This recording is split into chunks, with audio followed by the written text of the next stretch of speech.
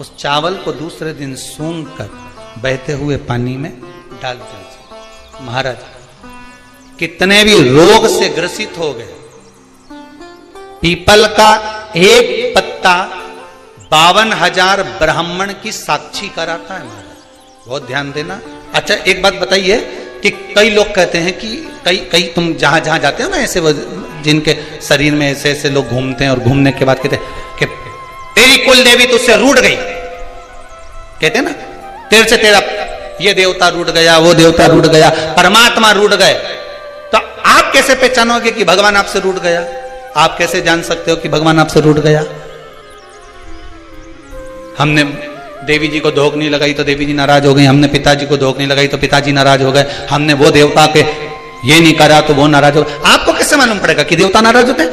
देवता नाराज होते हैं, याद रखना, संसार में देवता अगर नाराज होते हैं तो कभी किसी का अहित नहीं करते। बहुत ध्यान देना इस बात पर, कभी अहित नहीं करेंगे देवता अगर नाराज होंगे। देवता नाराज होते हैं तो किसी का भोजन पानी बंद नहीं कर देते। देवता नाराज होते हैं तो किसी का खाना पीना बंद नहीं करवा देते। देवता अगर नाराज हुए हैं और आपको मालूम करना है कि देवता मुझसे नाराज हैं, तो कैसे मालूम करोगे? तो केवल एक काम करिएगा, अगर देवता नाराज होते हैं तो सबसे पहले आपकी पूजन पाठ छुड़वा देते हैं। क्या छुड़वाएंगे? रोज मंदिर जाती है, रोज माला उठाकर जाप करती है, रोज गीता जी का पाठ करती है, रोज दिया लगाने जाती है। 4 दिन 5 दिन 6 दिन 10 दिन अगर आप दिया लगाने नहीं गए, मंदिर नहीं गए, पूजन नहीं करी, तो समझ लेना कि देवता मुझसे नाराज हैं, इसलिए मेरा मुंह नहीं देखना, मुझसे नाराज।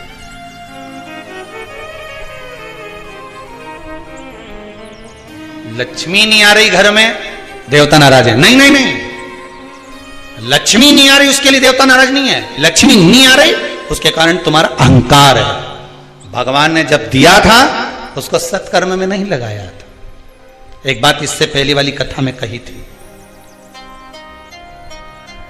शरीर चले और तुम्हारे याद है तुम लोगों को? बस उतना याद कर लो, बहुत है। इतनी बात तुम लोग याद कर लोगे ना तो आने वाले समय में 2-1 साल में तो तुम हम बस इतनी याद कर लो, बस हर कथा में से इतनी निकाल लोगे ना तो थोड़ा तो यहाँ समझ में तो आए, लगे तो सही कि कथा अंदर गई।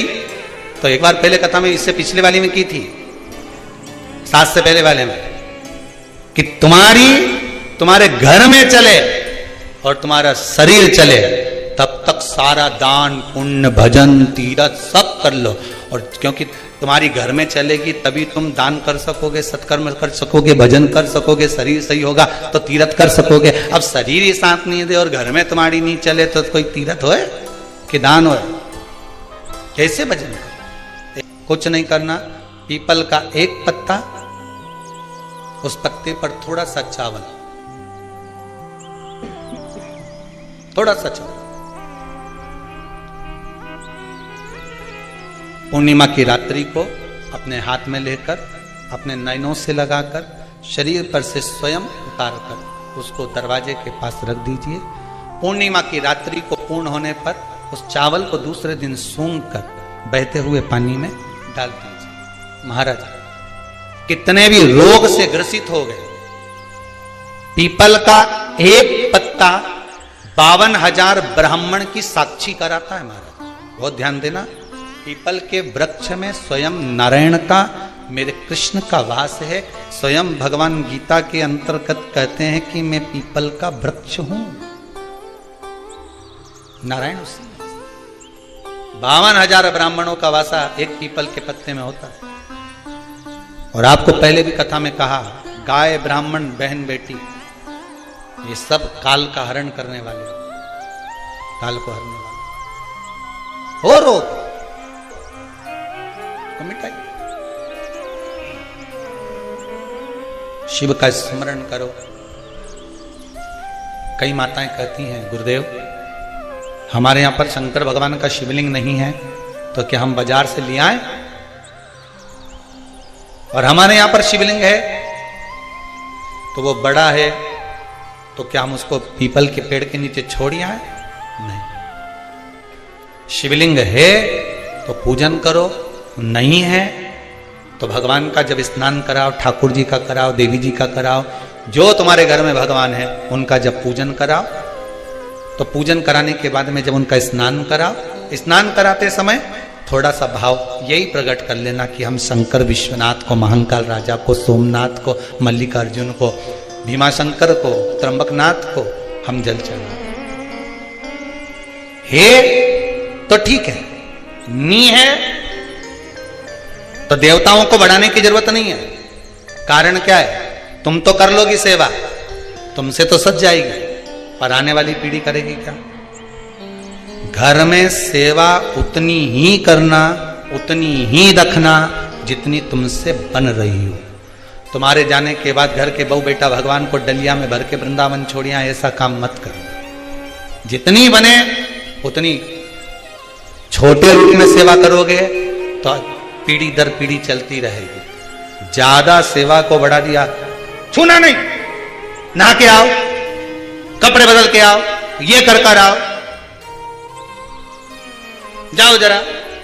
जितना तुम पूजन को, सेवा को, भजन को, कीर्तन को जितना हवा बनाओगे, जितना डराओगे लोगों को, वो उतने डरेंगे, उतने डरेंगे। सेवा को, भजन को, पूजन को कभी डराने का केंद्र मत बनाओ।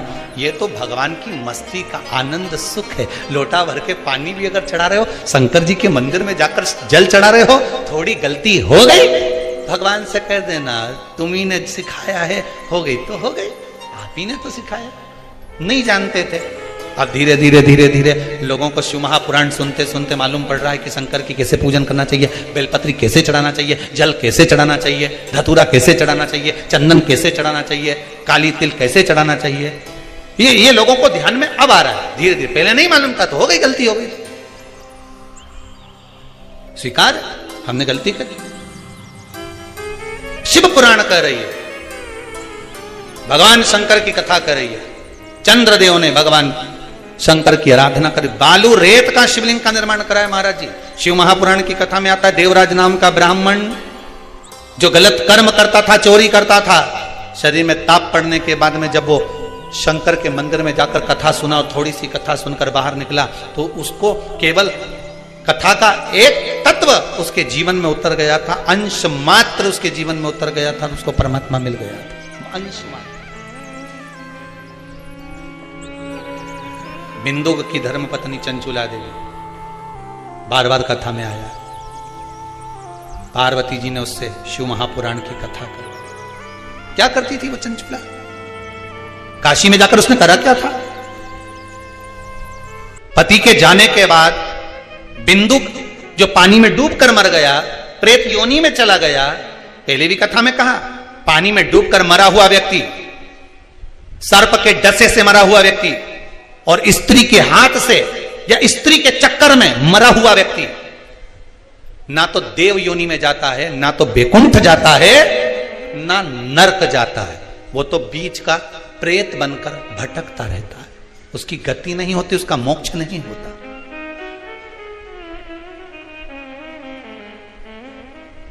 चंचुला देवी को लगा था मेरे पति को मोक्ष, तो उसने करा क्या था ऐसा कि वो काशी पहुंच गई, काशी गई, ऐसा क्या करा था उसने?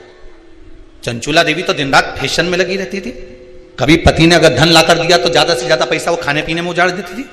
कभी नहीं उसने दान करा, कभी नहीं धर्म करा, कभी पुण्य नहीं करा, कभी सत्कर्म नहीं करा, कभी कहीं सत्संग में नहीं गई, कथा में नहीं गई, कभी भजन में नहीं पहुंची।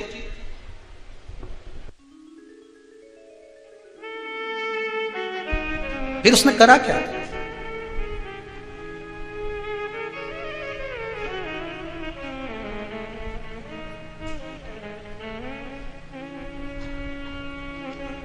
बचपन में किया गया कर्म व्यक्ति को कब प्राप्त होता है, ये चंचुला देवी की कथा कर रही।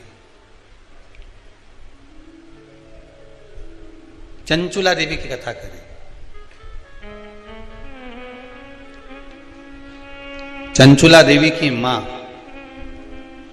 भोजन का जब निर्माण करती थी,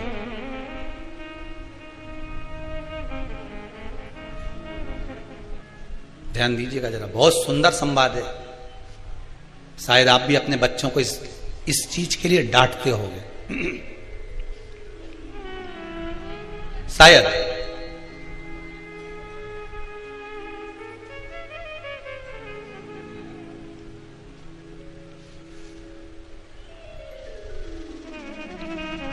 बचपन का किया हुआ पुण्य चंचुला देवी के कहां काम आया वो देखिए। पुण्य नहीं करा था चंचुला देवी ने, वहां तो खेल करा था।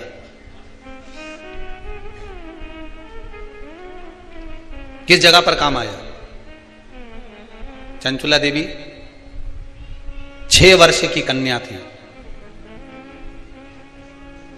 बिंदुक ब्राह्मण है, चंचुला देवी भी ब्राह्मणी थी। ब्राह्मण के घर में जन्म लिया है चंचुला देवी। मां जब चंचुला को पास में बिठा लेती थी भोजन कराते समय, तो आटे की लोई को, लोई आटा जो उसना हुआ रहता उसको तोड़ लेती थी चंचुला। 6 वर्ष की चंचुला उसको तोड़कर गोल बनाकर चपटा करती थी। दूसरी लोई को घुमा घुमा कर जो मां शंकर जी के मंदिर में शंकर जी को जल चढ़ाने जाती थी, उस लोई को वैसा रख कर गोल बनाकर पिंडी बनाकर उस आटे का पिंडी बनाती थी। और मां से कहती थी, मां देखो तुम जिस मंदिर में शंकर जी को पानी चढ़ाने जाती हो ना, मैंने वो शंकर जी बना है। ये 6 साल की चंचुला। ये बच्चे आपके भी करते होंगे। जब मां पापड़ बेलती, मां जब पापड़ बनाती ना, तो छोटी छोटी लोई बच्चे छोटे छोटे से, हम भी बनाएंगे हम भी बनाएंगे। और वो छोटा सा बच्चा लोई लेकर बैठ गया, घुमा रहा है, चिड़िया बना रहा है, तोड़ रहा है, फोड़ रहा है। चंचुला देवी ने भी ये करा। कई लोगों ने पूछा, गुरुदेव चंचुला का पति इतना पापी था, बेकार कर्म करता था, चंचुला कभी भजन नहीं करी, दान नहीं करी, पुण्य नहीं करी, सत्कर्म नहीं करी, कभी उसने अच्छा काम नहीं करा,